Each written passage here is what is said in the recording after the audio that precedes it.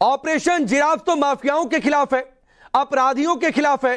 इसे 2.0 कह सकते हैं, क्योंकि पहले मुख्यमंत्री ने कहा था कि माफियाओं को मिट्टी में मिला देंगे, हम उनका माल मिट्टी में मिलाने की तैयारी है। तो आप लोगों को परेशानी क्यों?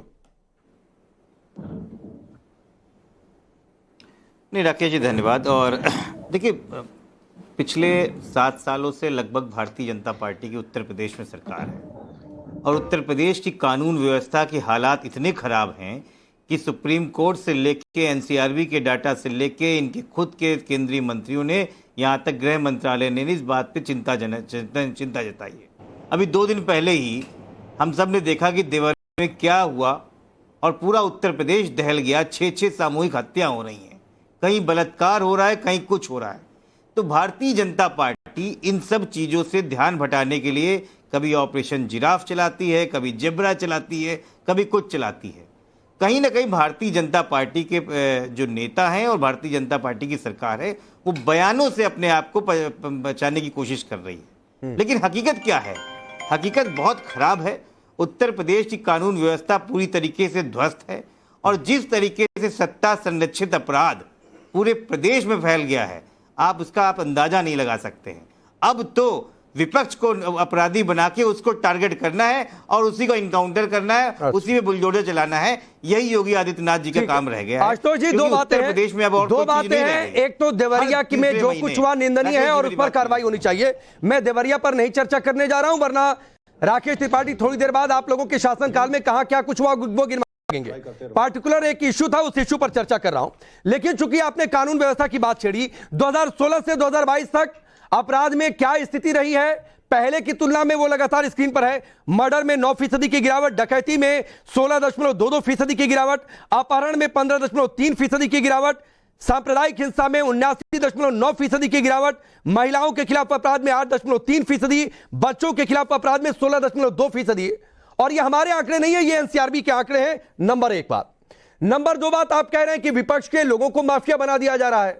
तो अतीक को योगी सरकार ने माफिया बना दिया क्या? मुख्तार को योगी सरकार ने माफिया बना दिया क्या? आजम खान ने जो जमीनों पर कब्जा किया और अब भूमाफिया घोषित हुए, लगातार कई किसानों ने कंप्लेन की, तो योगी सरकार की वजह से भूमाफिया बन गए। नहीं राकेश जी, मुझे लगता है कि सवाल आपने बढ़िया पूछा है। मुझे वो उतने आदमी बता दीजिए जो भारतीय जनता पार्टी द्वारा संरक्षित, जिन पे आज तक बुलडोजर नहीं चला है। मैं बार बार पूछना चाहता हूं, क्या विपक्ष या विपक्ष का नाम लेके सिर्फ ये कार्रवाई की जाती है? अच्छा, एक मिनट जरा वो ग्राफिक्स चलाइए कि अतीक मुख्तार के बाद कौन टारगेट पर है, जरा ग्राफिक्स चलाइए।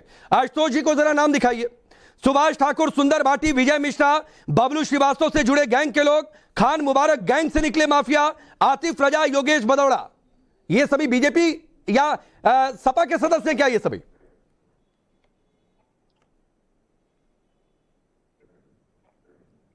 नहीं राकेश जी, बात इसकी नहीं है। बात यह है कि जो जिस तरीके से ऑपरेशन जेब्रा या जिराफ जो भी आप बता रहे हैं ये चलाते, क्या उसका जमीन पे कोई असर दिखता है? अगर दिखता होता तो क्या बिकरू कांड हो सकता था? क्या दिखता तो उसके बाद से जो ये देवरिया कांड हो सकता था?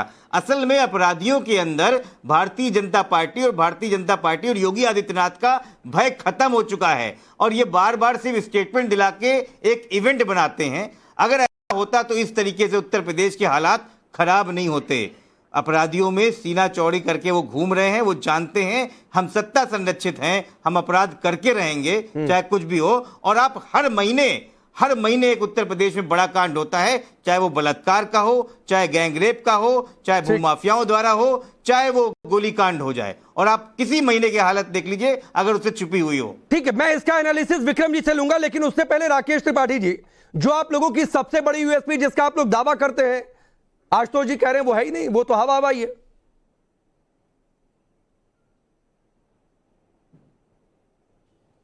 आशुतोष जी ने कहा कि भारतीय जनता पार्टी की सरकार विपक्ष को माफिया बता करके उन पर कार्रवाई करेगी।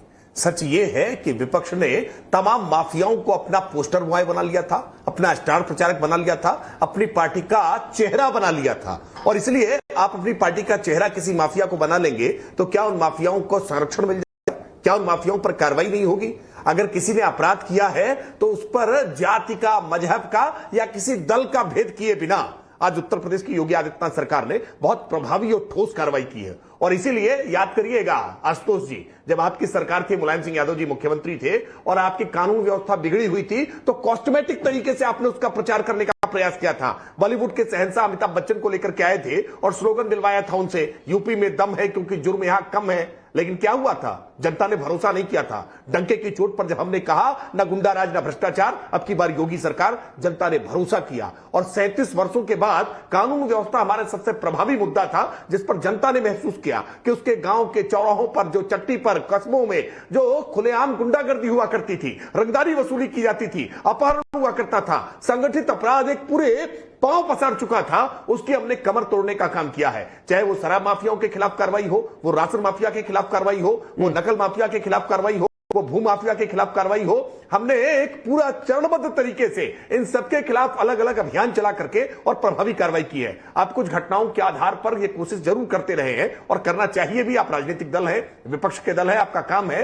लेकिन आप देवरिया की जिस घटना का उल्लेख कर रहे हैं, मुख्यमंत्री योगी आदित्यनाथ जी ने पूरी घटना पर तुरंत निगाह बना करके सीनियर अधिकारियों को, प्रमुख सचिव गृह से लेकर के स्पेशल डीजी तक को, सबको देवरिया में घटनास्थल पर भेजा और आज ही जिम्मेदार आधा दर्जन अधिकारियों के खिलाफ ठोस कठोर कानूनी कार्रवाई की गई है। अपराधियों के खिलाफ भी कार्रवाई होगी और अपराधियों को संरक्षण देने वाले या लापरवाही बरतने वाले अधिकारी कर्मचारियों को भी बख्शने का काम नहीं करेंगे। उत्तर प्रदेश की योगी सरकार के लिए प्राथमिकता उत्तर प्रदेश की जनता है, कोई जाति नहीं है, कोई जमात नहीं है, किसी राजनीतिक दल के कोई छुड़भैये नेता नहीं है, जैसा आपकी सरकार में हुआ करता था। और ये जनता इस फर्क को महसूस कर रही है और इसीलिए आज योगी आदित्यनाथ का बुलडोजर का मॉडल या कानून व्यवस्था का मॉडल आज पूरे देश और दुनिया भर में न केवल चर्चा पा रहा है बल्कि अनुकरण हो रहा है। अलग अलग राज्य की उसका अनुकरण करती है कि कैसे शांति व्यवस्था बनाई जा सकती है, कैसे सांप्रदायिक दंगों को कंट्रोल किया जा सकता है और कैसे संगठित आपराधिक mafia, one district one mafia, आप जो योजना लेकर के आए थे ना कि पूर्वांचल में जाना हो